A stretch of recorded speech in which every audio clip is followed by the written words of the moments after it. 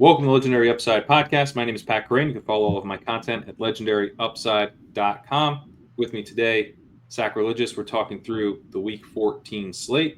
Sack, how's it going? It's going well. Man, this is going to be a fun week, not just for DFS, but because we get to see which teams in season long and best ball make it into the fantasy playoffs. So got a bunch of those to sweat this weekend. But definitely excited to talk about this slate from a DFS angle. I think there's a couple interesting games that we'll get into here today. Yeah, I think we're both playing more kind of DraftKings DFS at this point, but interesting to talk through some of these spots for season long type stuff as well. Obviously, getting into the playoffs there, already in the playoffs if you're in FFPC leagues. So let's go ahead and talk about the four games that we're going to be covering in this pod. We're going to talk through the Bucs and the Raiders, the Vikings and the Falcons, the Browns and the Steelers, and the Panthers and the Eagles. Let's go ahead and start with the Panthers at Eagles. This game is one of those games that's not really a game environment that we need to talk through so much as we need to discuss if there's any holes in this game for the Saquon Barkley setup. It's just so strong, and I don't really think there are. I don't really think there's many holes to poke here. The Panthers are dead last in rushing success rate against. They're 31st in EPA allowed per rush. They're a huge run funnel, as you would expect. They are bad against the pass. If I was going to make a case against Barkley here, I'd say, look, the Panthers are really bad against the pass. The Eagles could easily just attack them through the air. They're very strong through the air themselves, and they don't have to run it all through Barkley. But there's just really no evidence that is something they're even interested in doing. Since their Week 5 bye, the Eagles have had pass rates of 46, 36, 38, 47, 50, 50, 42, 43. They are running the crap out of the ball. To not even have a 51% pass rate dating back to Week 4, right? Week 4 is the last time we saw them above 50%. Is nuts. A 50% pass rate is low. The average is 63. So it's just kind of crazy what they're doing. They had a 51% expected pass rate against the Ravens last week. Huge run funnel, really good run defense, terrible against the pass. Kind of a classic, no doubt about it, pass funnel, And they ran the ball effectively. Saquon was efficient. They win the game. They're playing their style of football. Their style of football is winning them games against good opponents. It's going to win them this game against a really bad opponent. I don't really see any reason for the Eagles to kind of shift away from this. I think if you're like fading Barkley, which I don't even know if we are anymore in best ball because all the teams that we're competing against are ahead of us. Anyway, so we're competing for that second spot. We're probably fading Kamara more than Barkley. But if you're like not playing him in DFS, I think you're hoping that you get some tush push stuff that goes to Hurts, and the Eagles wrap this game up by about 5 minutes into the third quarter. Right, that's what you're hoping for. But do you see another path for? I mean, it's a chaotic game. It's a volatile game. No player is a sure thing, obviously, but this is about as pristine a setup for a running back as I can remember. Yeah, no, and so I'll go through a couple ways that I think you could see it. And when I say Saquon fail, I mean fail to hit his DFS tag that you would need him to hit to be useful to you in DFS. Like a floor game from Saquon here still probably looks pretty darn good, But if you go back and look, you mentioned the Eagles had a pass rate above 50%. The last time was in Week 4. That was right before their Week 5 bye. To me, it really reads like they went into the bye, they self-scouted, and they're like, are you guys seeing what I'm seeing? We can just run like every play, and it works. Like all these run plays we're doing seem to work pretty good. Like, let's try that. And I mean, when they came out of the bye, it wasn't like a small deviation from their pass rate. So they started the season 53%, 55%, really small, like a very small amount below their expected pass rate. Their expected pass rate is 55% week 1, right about bang on even with it. Expected pass rate 59% week 2, again, right about bang on even with it. And right about bang on even with their expected pass rates of 68% and 68% in the next 2 weeks. They're 69% and 68%. Then after week 5, everything just the bottom falls out on their passing attempts. And I really just think that they realized that they were able to play this style of football and that's what they want to do.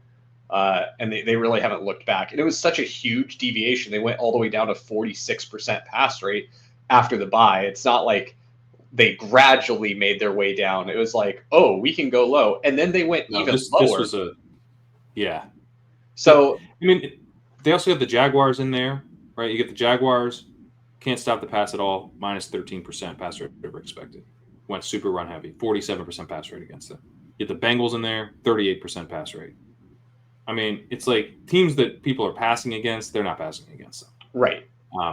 Yeah, they're like half the pass rate against the pass funnels. They're at like half the pass rate as average. Like Bengals are 38%, Baltimore 43%, like the Jags 47%. The Eagles do not give a shit if you are going to let them pass. So the way I see Saquon failing to get there for DFS is you're looking at these like this is a game with an oblong ball type moments, right? Where anything can happen. So Eagles defensive touchdowns, that could really take a little bit, off the table as far as Saquon's ceiling.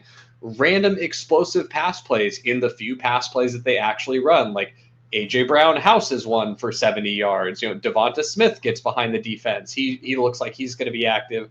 Devonta Smith, has a long touchdown. So you're looking at these outcomes that are like very low probability events, but they happen. Like it's the type of stuff. It's the type of stuff you start thinking about when you're like behind in the 4 o'clock slate, and you're like, well, if all these things happen, then I could win. It's like, why start Sunday there? I don't, I'm not going to have Saquon in every lineup, but I have no intention of not playing Saquon this week. He's an awesome play. He's expensive enough that I don't think he'll be like mega chalk either. He's going to be very popular, but it's not like, I mean, to be honest, not that I would have the stones to move away. If he was like 7K or something, I would just be like, yeah, I'll play my 100%. I'm not seeding it. We're all playing it. We all have an extra one less roster spot this week, and I will as well. So yeah, it's just tough to get away from, I think. But yeah, I agree. I mean, I think there are ways it can fail. And I won't have them in every lineup. I'll probably run like 5 lineups this week, and there'll certainly be ones that I don't include in it. Yeah, his price is the thing that from like a you as a player standpoint, his price is the thing that saves you from not having to just like jam Saquon every lineup. It's not that we're saying like, oh, he's this mortal lock, you have to put him in every lineup. We're just saying like the floor is probably pretty high and the ceiling is also pretty high, but it's going to come with an appropriate amount of ownership given his price.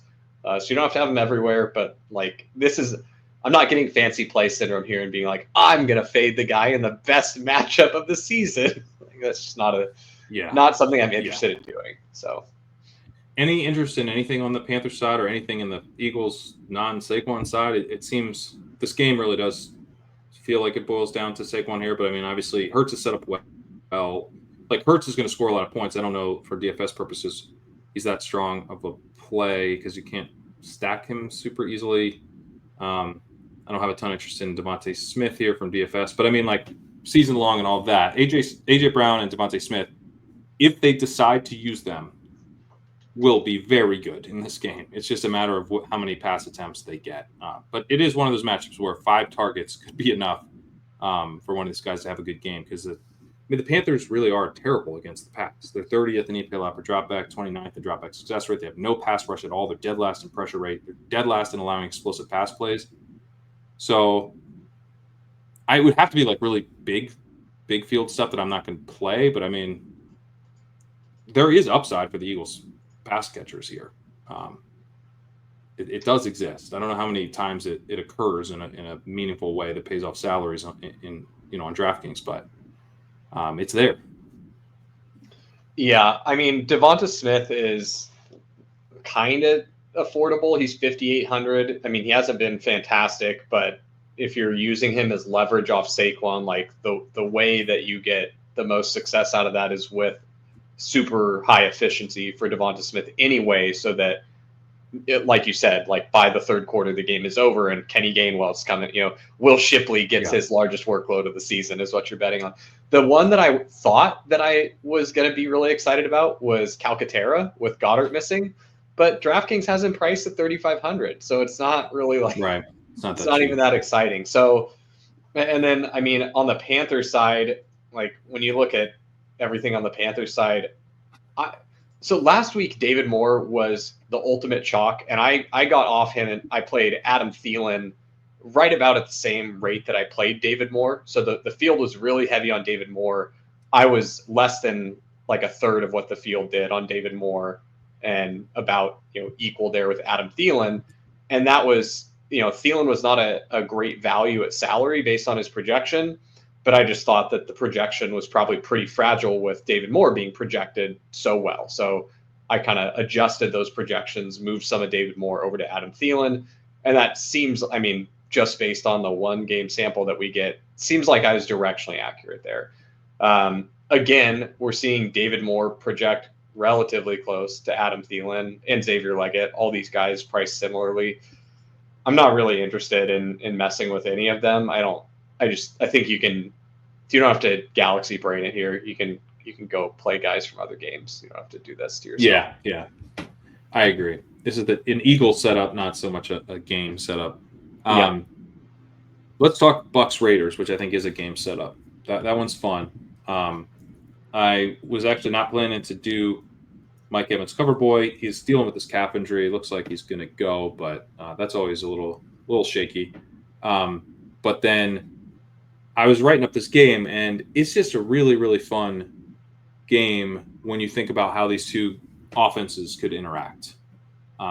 This is something Pat Thorman's written about for years, like the way you think about how these offenses actually interact, not just how offenses are interacting with defenses.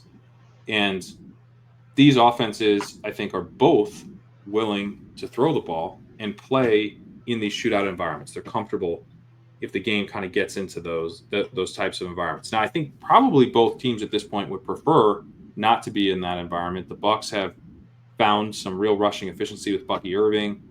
They've had much lower pass rates over the last 3 weeks, but against the 49ers, who it makes a lot of sense to run against the Giants when they had Tommy DeVito, you're going to run the ball there.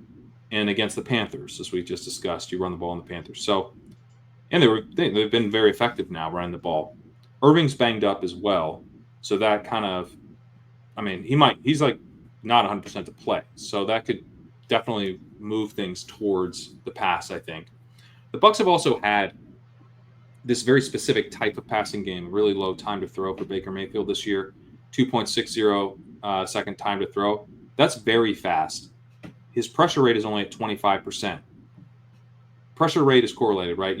This is like, not shocking, but when you go through, you're like, oh yeah, this quarterback has a good offensive line, but a high pressure rate, and it's because it takes him over 3 seconds to throw. I wonder if that's related. Baker's the opposite.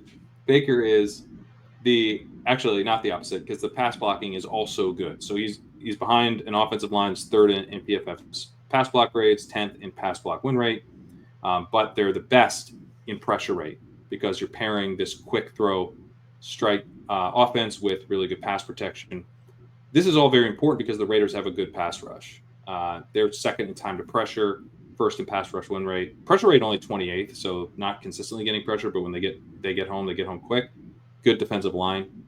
I think that Mayfield's pretty well suited to stand up to that, and then he's going against a Raiders secondary that's dead last in PFF's coverage grades and not good overall, 26th in EPA allowed per dropback, 24th in dropback success rate. So the Raiders are one of these matchups, like if you can get the ball out quickly and stand up to their pass protection, then you can do a lot of things. And the Bucs are kind of a perfect offense and a perfect style of passing game to attack this matchup. So that makes me really excited. You also have a Raiders run defense that's better than the pass defense. You've seen some teams go really pass heavy against the Raiders. The Chiefs had an 80% pass rate last week. They were a 17% pass rate expected. The Browns went super pass heavy against the Raiders earlier this season at 75%. Not every team attacks that way, but most teams do attack a little bit more through the air than on the ground with the Raiders. They're kind of a minor pass funnel. And then on the Raiders side, they have one of the highest pass rates in the league, and they're one of these teams that's often in negative game script and is like, fine, we'll play to win, we'll throw it. They've done that with Minshew, they've done that with Aiden O'Connell. I expect them to be a willing participant if this game gets a little nutty and fun. So it's just all I like pieces in this game throughout. Obviously, Bowers is an awesome play. Myers is a really strong play. But Evans is the guy for DFS that doesn't seem to be catching much steam here. And I actually think he's got, I mean, maybe it's because of the calf stuff, but like if Evans is good to go here, this could be an absolute smash spot for him. I think, again, think about the way this sets up. Like this is a defense that is not good downfield. The strength is the pass rush, but if they're getting the ball out quickly, and by the way, getting the ball out quickly can be on deeper throws. It doesn't have to. It can be, you drop back foot hits, ball out, guys open. Like that can be a 2.4 second throw. I think Evans can be a big part of that. But Kate Otten, even Sterling Shepard, there's like a lot of pieces in this game that I think are pretty interesting. What are your thoughts on this game? Yeah, I mean, reading the walkthrough and seeing some of the stuff that you have in here, really the thing that's the most interesting to me is that the Raiders won't turtle up and just hide. They're willing to throw. And so I think that if you're going to play this game through the passing options for the Bucs, specifically Mike Evans, then I do think that you probably want to lean towards having a bring back from the Raiders a decent amount of the time, where you can just say, hey, these guys who would normally be less exciting, like, Brock Bowers is always going to be exciting because he's Brock Bowers.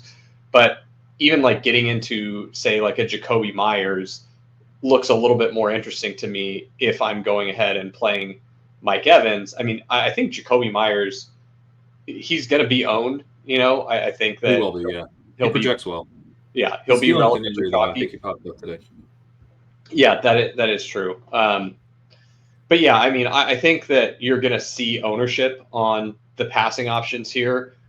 This is not a spot where I want to get fancy and be like, oh, instead of Jacoby Myers and Brock Bowers, I'm going to use Trey Tucker as my bring back. Like it's so Right. Last week, the targets were so hyper concentrated to Bowers and Myers. So to me, this is just one of those spots where if you are going to play a lineup with Mike Evans and a Raiders bring back, knowing that you're playing the Raiders stuff into ownership, well, you're probably playing Mike Evans into lower ownership than he should be at. He doesn't look like he's going to catch a ton of ownership. I think the salary is partially helping you there. Yeah. But although if we get like Zach Charbonnet, I wonder if maybe people do go to Evans more. Yeah, if we get more salary relief, he definitely could catch a little bit more ownership. But for me, like you don't have to have every single part of your lineup be a contrarian play, right? You're allowed to play good plays. That is in fact allowed. And if you look at, like, for example, here in the walkthrough, you've got Mike Evans with 83rd percentile open score, like 89th percentile expected yards per route run, 91st percentile on splash zone targets. Like he does look like he is absolutely set up to nuke. And I do really like focusing on the splash zone stuff. You see it once you like are privy to what it is and you're watching games and watching for it, it becomes so abundantly clear. Like, oh, that's a splash zone target. Like, and oh my gosh, here goes the receiver. He's chewing up a bunch of yak here. Like the defense is in trouble. Like they're just praying they can get this guy down. And the Raiders are weak in the splash zone. They're 26th in splash zone EPA per dropback as a defense. They're 32nd in coverage grade. So it just looks like it sets up really well. And then when you add in the fact that you've got the Bucky injury, the Raiders run defense is not bad. They're 7th in run grade and 7th in run stop run block or run stop win rate. To me, it sets up really well. You've got all the pieces there where I could see the Bucs happy to pass and the Raiders playing along with it. And this sets up to be a pretty fun game to play through the air. The other thing, like the ways that I could see this game going poorly for that thesis are you get a lot more Sean Tucker and the Bucs are willing to lean into Irving. Yeah. or Yeah. Irving's okay. I'm kind of assuming that he's not okay. And I don't know, even if he misses or even if he doesn't miss, I think that they'd probably limit his usage there. I mean, Yeah. the Bucs, Yeah. the Bucs are like very live to be a playoff team here, and I think they're pretty aware of how important Bucky is for them. So if this game gets to be one where they've got it in hand, I could see them, like we saw it with. It was an important game last week. It was tight, and Bucky was nowhere to be seen in overtime. So I think that they feel comfortable enough with Rachaad White, and like they definitely seem like they're a little snake bit with Sean Tucker, just with the fumble stuff that he's had in the past. But He looks good when he's out there, but right, right. So I think you put them in a situation where they feel a little safer this week, where maybe they've got a 2-score lead on the Raiders, and you might just end up with them being willing to give Sean Tucker a little bit more, and if he can look like he has in the past and just keep the ball off the ground, that might be curtains for the super fun game that we're thinking through. The painful part about that is I don't really feel like it opens up like this sneaky option for like, and I'm gonna play it through the run game. It's like, nope. If the pass game is dead here, you're just really sad watching a couple different backs cannibalize each other in the run game. At least on the Bucs side, you could get value in the. I think Irving could have a really nice game if he's good to go. That would just be pay attention to his health. I think heading into the game. Yeah, but I do lean towards. I think he probably doesn't play, but theoretically, right? Like if Irving was healthy, we'd be excited about him in the spot. Yeah, absolutely. It's just he was not healthy enough to go in overtime in a real, like the Bucs need to win. They're not quite in the playoffs yet, like as far as they need to win every game to make the playoffs, but it's starting to get there, And so right. If you're not putting Bucky on the field in that situation, then I think it bodes pretty poorly for his health. But for sure. On the Raider side, anything else that intrigues you there? I mean, Bowers and Myers, or it's kind of. I mean, one of the appeals is it's concentrated. We can count on Bowers to get targets. We can count on Myers to get targets. I'm not that interested in Tucker, and their running game I think will be kind of split up. What about Aiden O'Connell for DFS? Because he's going to be a popular guy to play, and we know what the stacks are going to be because it's concentrated. Yeah. So it's going to be like a popular, 2 or 3 pieces of your lineup, potentially paired with a buck as well. Gross. I bet you that. I mean, with what seems like the salary relief that we're potentially going to get, like if Walker misses and you get Charbonnet, I would assume that you don't end up needing to do Aiden O'Connell. He's probably, I don't know. I'd have to see how lineups look.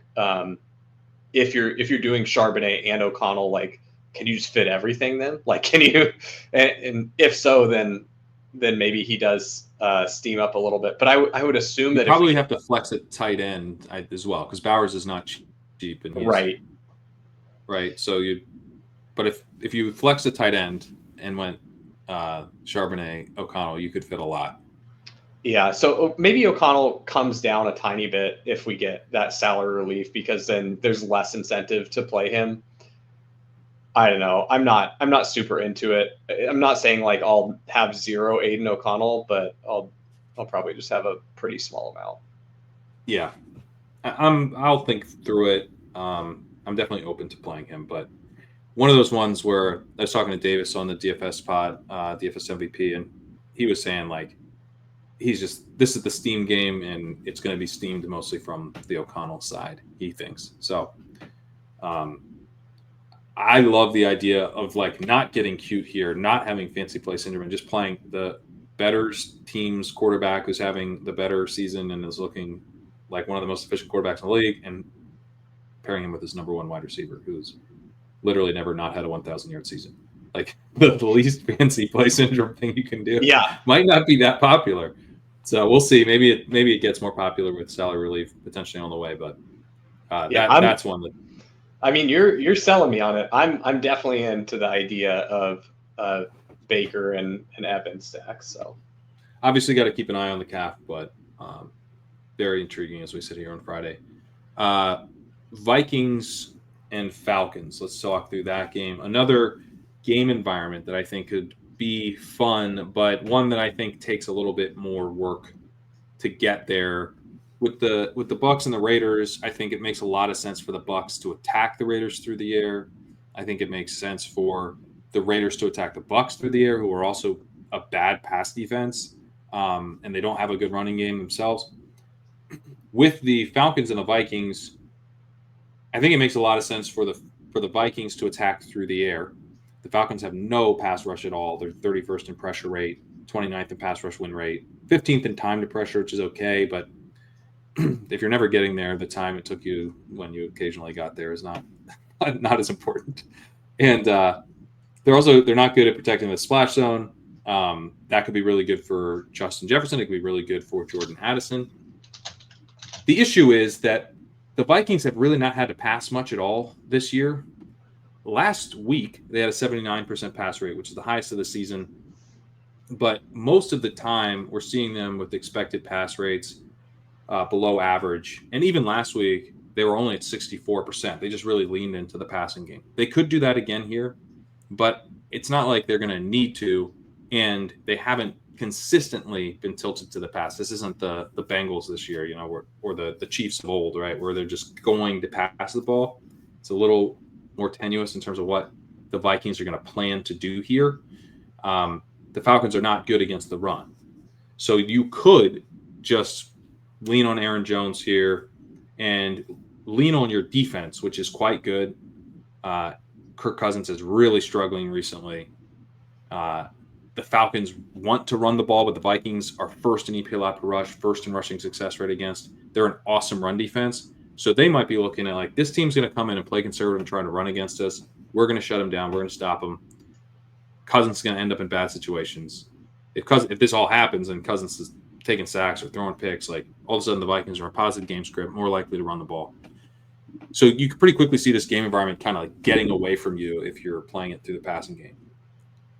At the same time, it's an awesome setup on paper for Jefferson and Addison and Hockenson and Darnold to really take advantage of this terrible pass rush, right? Like Darnold, when I talked about guys just sitting back there, I'm talking about Sam Darnold. This is the example that I was talking about. The Vikings are third in pass block win rate. They're fourth in pass block grade. They're 29th in pressure rate because Sam Darnold is holding the ball longer than any other quarterbacks in the league except Lamar Jackson and Jalen Hurts, right? And he's a pocket passer. So he's got no business holding it that long. It takes him a while. It takes him a while to get the ball out. But he's going to have time. He's going to have plenty of time. So that could unlock a lot of this downfield passing game stuff here. What are your thoughts on kind of the type of game this ends up turning into? Yeah, are you not at all worried by what we saw from the Falcons pass rush last week? They went against an above average Chargers offensive line as far as a pass blocking unit, and Justin Herbert got sacked 5 times. I know that over the course of the season, we've seen, and just for reference, Chargers pass block grade, I believe, is 13th in the league, same as their pass block win rate. So they're worse than the Vikings, right? The Vikings do have a better offensive line where the Vikings are 3rd and 4th in those stats respectively. But I'm just wondering if like maybe we saw the Falcons defense kind of have it click last week, or at the very least begin trending in the right direction. Or are you at all worried that what we've seen recently from the Falcons might be closer to the truth than what we've seen over the course of the whole season? Yeah, I mean, that's interesting because like Darnold invites pressure by holding the ball. So if the Falcons have improved, then that's going to be potentially a problem for him. That is interesting. Let me pull up what their pressure rate was last week. Pass defense. Where were they? Falcons. Did I pull up week? This is week 12, my bad. Week 13. In pressure rate last week, the Falcons were very good. Yeah, 41% pressure rate, 2.96 time to pressure, which is not that fast, but not terrible. They weren't like amazing though. I mean, like for example, the Cardinals had a 54% pressure rate last week. Like that's kind of more an off the charts single week number. But that's a good note. That's a good note that maybe this pass rush isn't quite as weak as I'm painting it with the season long numbers. Yeah, One thing I'd note is that the Jefferson probably from DFS perspective, Jefferson probably needs this game environment to play out the most bullishly, right? But I think this is a good spot for Addison, who can get there on a smaller dose of volume. And the Falcons are also bad deep down the middle of the field, 29th at defending the splash zone. Addison's 70th percentile splash zone target rate. Jefferson's 99th percentile, so he's better there. But talking through like salary and that type of stuff, I think it's kind of an interesting spot for Addison to get loose deep, where maybe the pressure is on Darnold a little bit more than I was saying, but at the same time, he is behind a great line, so he's going to be clean a fair amount in this game, and open up some big play potential for Jordan Addison downfield. Yeah, I would. I want to, if I'm going to be playing pieces from this game, I want to do the really boring thing that I talk about often, and that's spread my bets around. I don't want it to all be Addison. I don't want it to all be Jefferson. I definitely want to have some Hawkinson in there, because if that thesis about, hey, the Falcons just improved, the Falcons are showing us that they're an improved pass rush. We know that Darnold does hold the ball for a while, and he has had that luxury this season because of a good offensive line. But if the Falcons, if it's finally starting to click for them, as a defensive line, and they're able to get to Darnold, he might have to go to the guy with an 8 out of 8 instead of the guy with an 8 out of 14.8 or the guy with an 8 out of 12 in Justin Jefferson and Jordan Addison. I do really like the Jordan Addison splash zone. I mean, his splash zone numbers would look fantastic if he weren't playing right next to Justin Jefferson, who's 99th percentile. But I mean, yeah, I certainly see the upside, like the path for this being a really fun game where it's like, yeah, I'm just going to play Sam Darnold and a couple of his pass catchers. I'll mix and match, two of them. To me, it seems kind of hard to like do a full Vikings onslaught and get all three of them in there. Yeah, I think you got to pick two. I think the Falcons are too anemic on offense, and I think that if the Falcons are having success on offense, it's most likely through Bijan. I agree, but that probably makes it a little bit. Drake London also could consolidate a lot. But maybe not in a way that's super fun for us. Like it could still be kind of slow drives. Yeah, I agree. So yeah, this from like a game environment, it doesn't look like one where I'm like, this game is gonna go absolutely nuke. But I definitely can see, like, I can see the Vikings, like all the Vikings pass catchers getting there in one way or another. From the Falcons, I could see London getting there, and then everyone else being you're really mad that London like got 15 targets for 10 yards and 10 receptions and 78 yards, right, or something, and everyone else is very unfun to play on the Falcons side of things, just because the Vikings are a very, very good pass defense and they blitz a ton. So you know who you actually, I mean, you could just end up seeing some of the throwback stuff that we saw to start the season, the Ray McCloud special, right? Just I gotta get rid of the ball because the Vikings are blitzing the absolute pants off of me right now. So I mean, you want to talk about like the least fun way this game plays out? It's like Ray McCloud, 8 targets, 6 receptions, 49 yards or something, and absolutely no one gets there. So on the pass rush stuff, just looking into that a little more, the downside is what you laid out, that they kind of expose maybe the Vikings as not as good of a line, or Darnold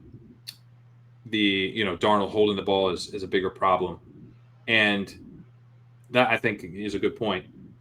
The upside is that 2 games ago, I should say, week 11, when they played the Broncos, who have a really good pass blocking line as well, they had a 14% pressure rate, which is real bad. Is that bad? So that's the dream. The dream is we get the Broncos game. The downside is we get the Chargers game. And Bo Nix was really good. But I was just going to say Bo Nix was really good in that game, as you would expect. He had 21.4 EPA in that game, which is the third highest of the week. So when you don't pressure a quarterback like at all, he can be quite efficient. Yeah, and I mean, it's not like I'm trying to see if I can Galbrain myself into maybe playing Ray McLeod as salary relief, but probably not. He's 4,500. He's not even that cheap. So yeah. It just seems kind of. It's way too much. I think I'm most interested in Bijan, and then like I can get there on Drake London as well. Like there's not really a reason that Drake London couldn't be the short target possession receiver guy. Like bail me out so the blitz doesn't get here. Right. We've seen that from Ray McLeod in the past, but I know that London has done some of that as well. So. Yeah, London is just really consolidating targets and he's getting open. So I would note Darnell Mooney, he ran all the routes last week, but it was his first healthy game off a hamstring. And so I think London's going to be pretty chalky this week in DFS, and that's one where I'm actually okay. He's cheap and he's going to project great, but I could see, the recent, he's had 16 targets last week. Like I could see Mooney eating back into that. I think 15 targets, but all 15 of his targets were first reads. But again, that could go to like Mooney wasn't healthy, so they just designed the game plan around London last week. What if they don't do that because Mooney's a little bit healthier? He's going to be fine. Stuff, he operates deeper down the field too. Like I think that's hard to get there. I mean, no, it's more of a London. London has like a good, not great game. Got it. I pulled up the target depth report for Drake London, and I mean, almost all of his stuff is 10 yards or shorter. Like everything's coming underneath. The vast majority of his targets are coming in the middle of the field too, which if you are going to be getting blitzed, like just hitting the middle of the field really quickly and then getting some yak after it would be the recipe. I mean, if you're looking at the quadrant in the field where London has gotten his most targets are between 0 and 10 yards down the field in the middle. He's gotten 30 of his total targets there, which is a pretty healthy percentage. And then the next highest area where he's gotten targets is the middle of the field between 10 and 20 yards down the field, where he's gotten 21 of his targets. The next highest area of the field where he's targeted, he only has 16 targets. So he's getting targeted half as frequently anywhere else other than in the middle of the field. I'm coming around on how London has a big game here. Unfortunately, that's not like a revelation to the field or anything because he looks like he's going to be quite chalky. So yeah. Am I just figuring out the projection in real time? This is figure out why a guy's projected well in real time. Yeah. Great content. Yeah. It's interesting. All right, let's move to the the Browns at Steelers. The last game we're going to cover. This one is another game where I could see these teams kind of pushing each other. I think we kind of did see this a little bit, right, in the snow 2 weeks ago. Last week, the Steelers had a positive pass rate over expected, and not just slightly. They were at 11% over expected. They had a 65% pass rate, only a 54% expected pass rate. I mean, what's going on? This is an Arthur Smith offense.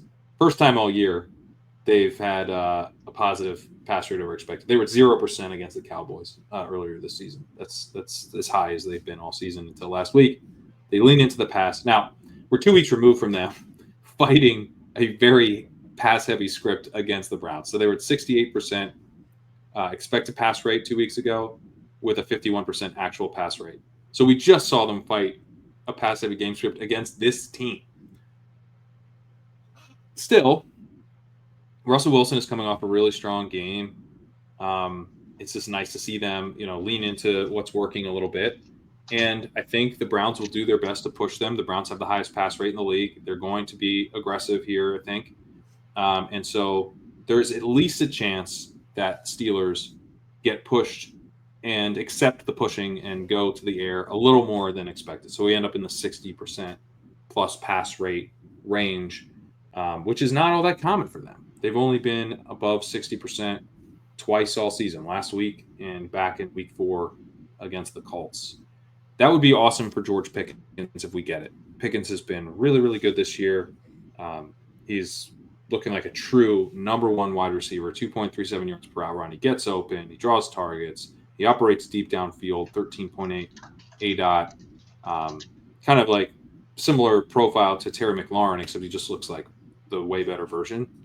So I like Pickens. I think this is if I'm taking the chance on the Steelers to pass more, I want to play it through a receiver who's going to dominate targets, but also has big play potential. And Pickens definitely does.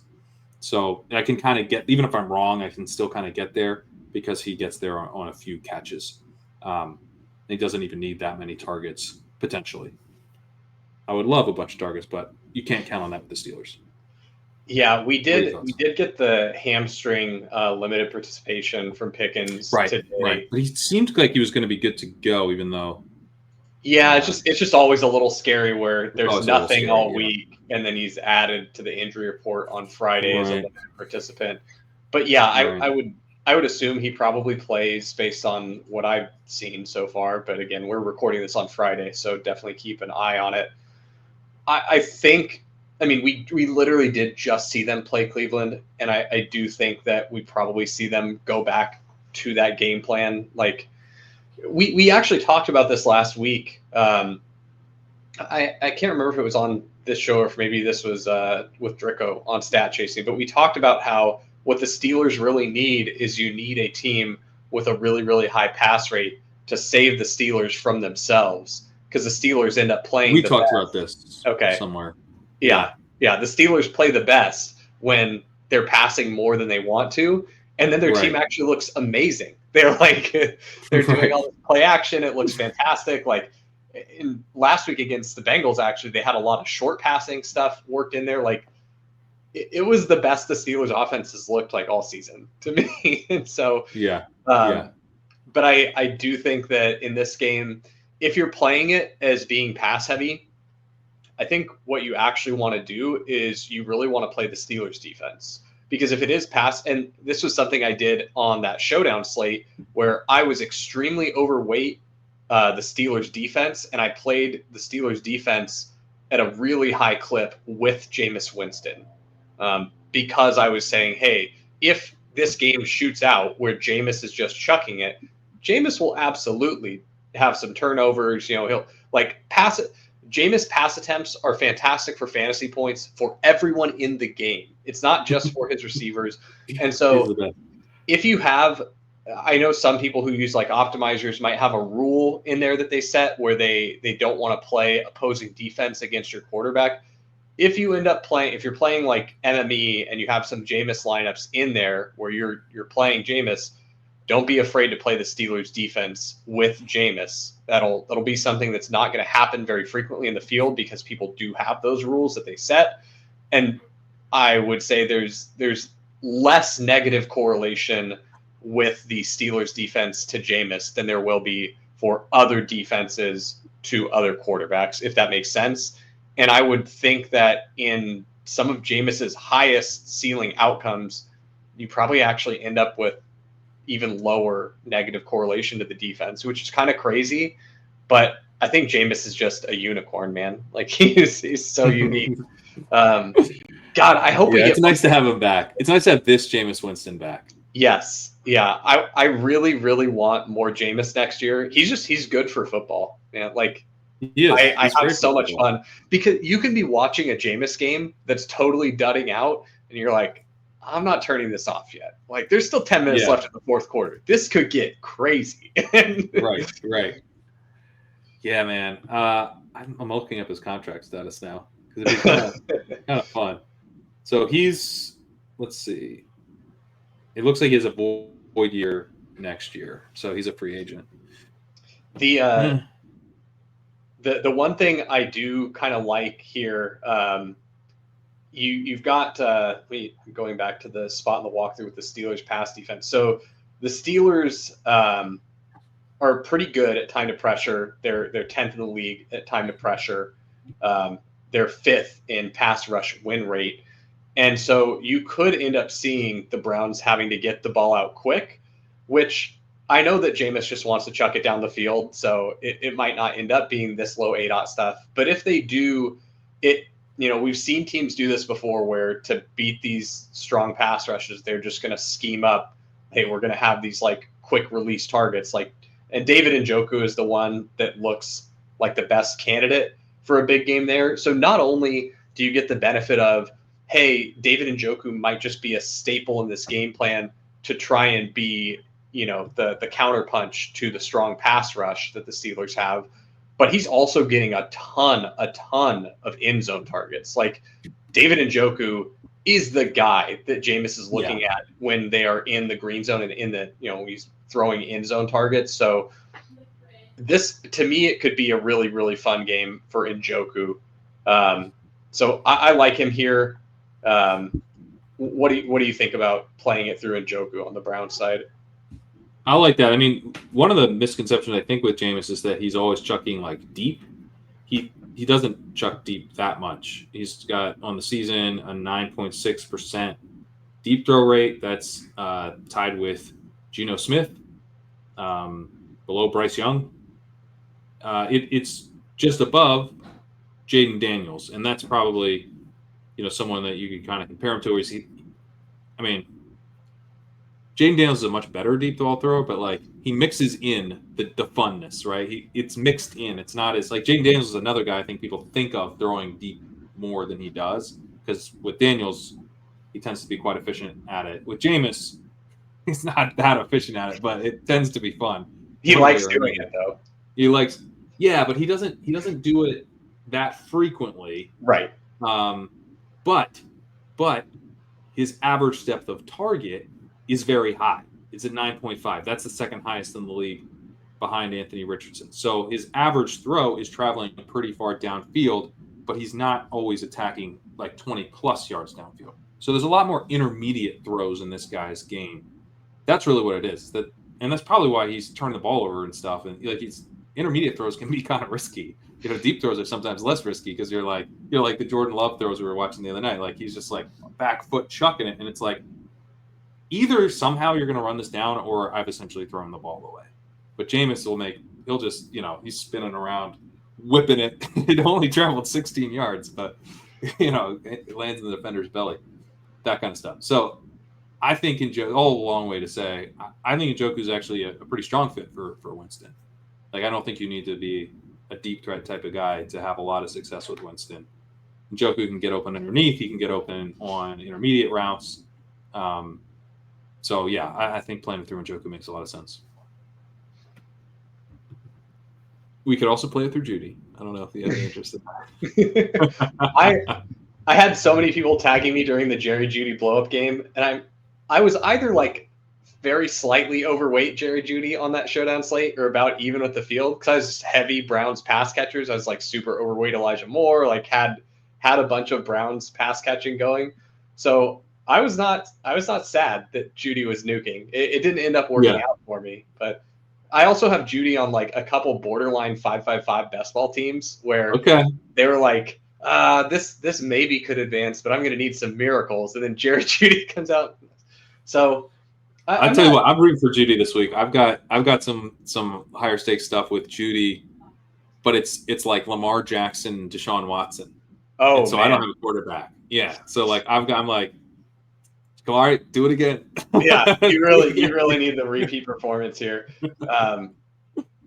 Yeah, I mean, I was at first after the huge nuke game, I wasn't ready to be like, oh yeah, well, Jerry Jeudy, he's clearly been good all along, right? This one game proves that it was just, everything else was a fluke.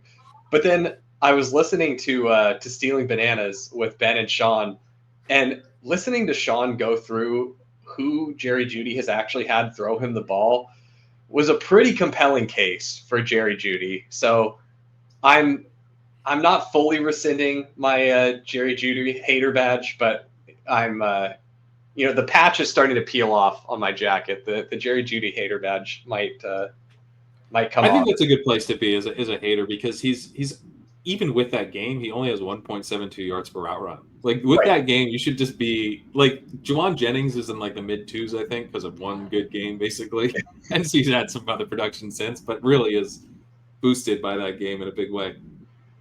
Judy still being at 1.72 is like totally fine, but not like anything special. It's a little. It says something, right? Yeah, I'm willing to update my price. If Jerry Jeudy keeps Yeah. going out and just nuking because it literally was just a quarterback problem the whole time for his whole career, I'd argue it definitely was an individual effort problem too, but is kind of understandable when your quarterbacks are what he's Yeah. had. Yeah. But yeah, It's hardly the only wide receiver who's gotten sick of a situation. You know what I mean? yes, yeah. Yeah. Anyway, I think Judy is an interesting play here for sure. I mean, Judy, like the way I wrote it up, I was like, it's not like an amazing setup or anything, but the game he just had, like we and Cedric Tillman's out again, and I don't think people are going to really go to him. So just like playing this guy who's nuking right now with the quarterback who's like really aggressive, willing to chuck it, team that has the highest pass rate in the league. And the defense, by the way, I think this is probably an important thing to note before we get out of here. The Steelers, they're 25th in PFF's coverage grades. They're 23rd in preventing explosive pass plays, 23rd in protecting the splash zone, 15th in dropback success rate against. It's not like some amazing defense. They do have a really good pass rush. Okay, they're 7th in pressure rate, 10th in time of pressure, 5th in pass rush win rate, and they're 5th in EPA out per dropback.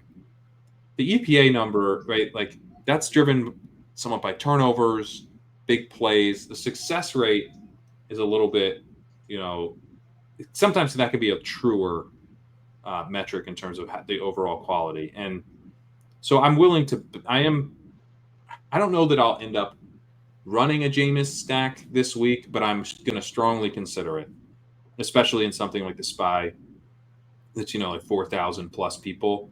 That's like medium field.